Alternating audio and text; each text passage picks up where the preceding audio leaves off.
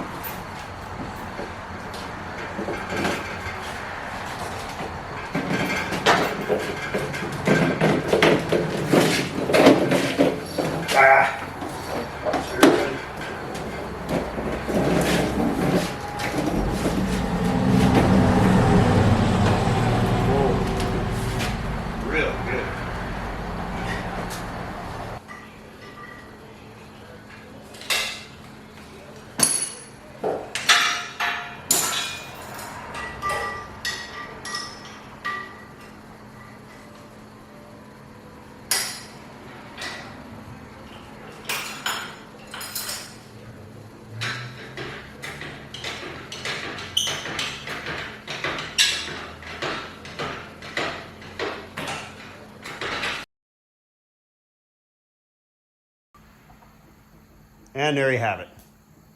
So at their core, they are the very same engine. They're both 4T NE 84 Yanmar engines.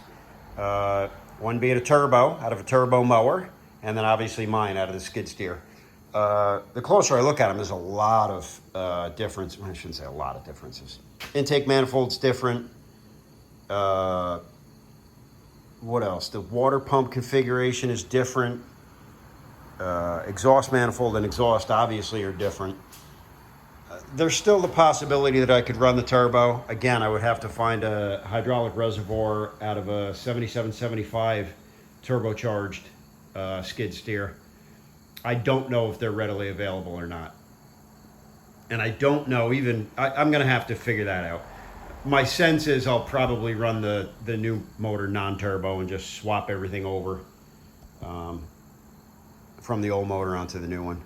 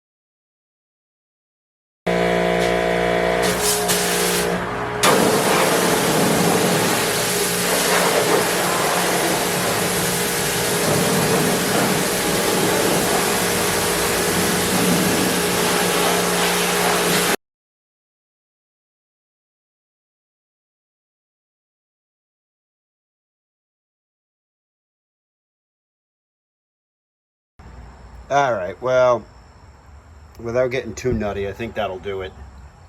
I can now get to all the hose clamps. I can get to the sending unit on the hydraulic tank. There was just a ton of muck, and the biggest thing was just rock piled in there.